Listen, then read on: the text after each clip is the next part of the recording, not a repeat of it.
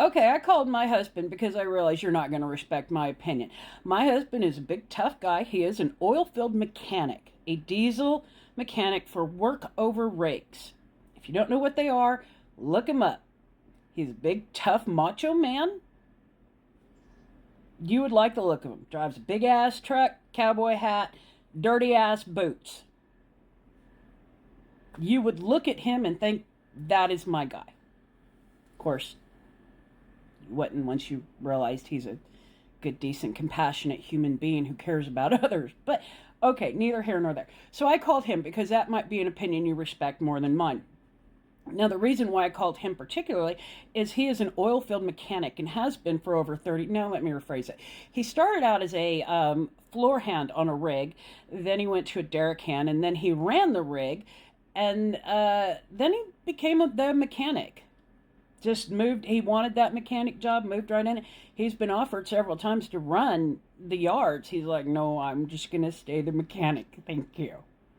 Because he does not want to push a desk. Ever. The thought makes him want to go crazy. Man can't even watch a full fucking movie. He has to be outside. That's the kind of guy he is.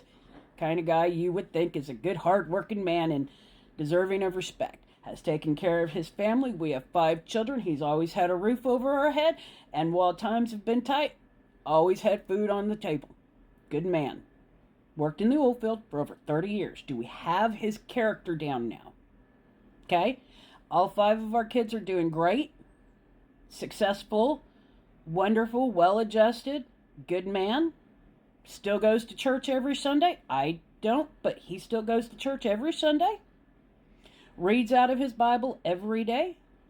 Good to the core of his being man. Been working in the oil field for over 30 years. This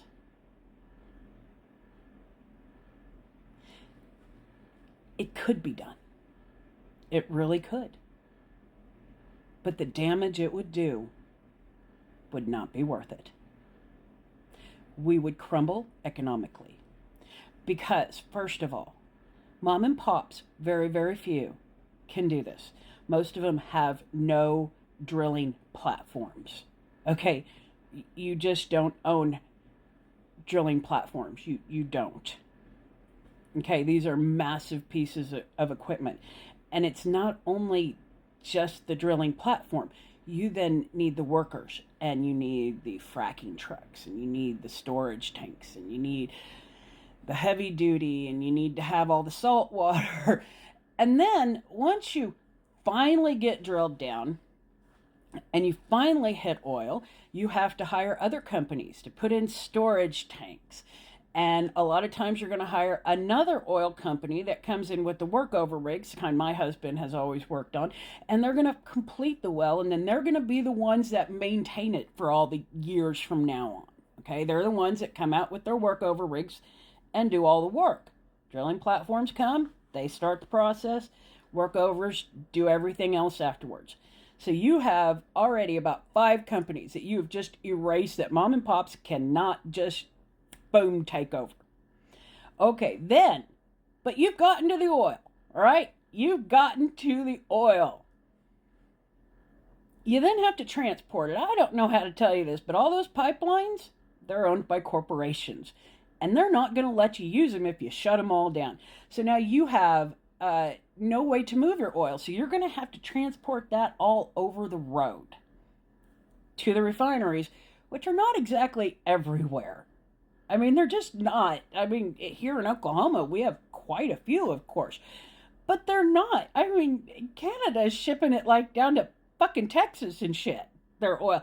It goes pretty far, is why we use these huge ass pipelines. You're now hiring little mom and pop truck companies because you're not hiring the corporations that could move it. You're hiring only mom and pop places. And then you're going to get it to the refineries, except those refineries are owned by corporations. So now you have no refineries. So you're going to have to wait for mom and pops to come in and either buy the refineries or build new ones. And, well, if they buy the old ones, they're going to have to switch them over in a lot of ways, because different oil produced in different places makes different kind of oils with different chemicals and different compounds, and they have to be treated different ways. So none of our big refineries are really going to be set up to take care of the right oil. So all the old ones, we're going to have to transition them over. And then, of course, the new ones, we'll just build them to only deal with American oil. Then you're going to have to storage tanks. That's all got to be paid for. And then you're going to have to start shipping it to gas stations. And, well, you don't have pipelines or trucks for that either, unless you've gotten all those mom and pop places to put in all new pipelines and build all that shit. So you are definitely making jobs. However, while you're doing all this, oil, which is traded as a global commodity, which means the United States doesn't just go, you know what, fuck this, I'm charging people $4 a gallon for gas. Fuck the world. That's not really how that's worked. It's traded as a global commodity, and the prices are set on Wall Street. So while we have decided to no longer import oil, we have turned the global commodity of oil onto its head, and prices are going to go through the roof.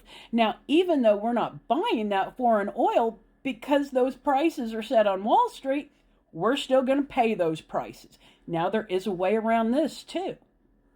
You can simply have the government take it over and turn the industry into a government-run industry, and then the government could set the price. But everything you've tried to say here is just not reality. And you don't have to take my word for it.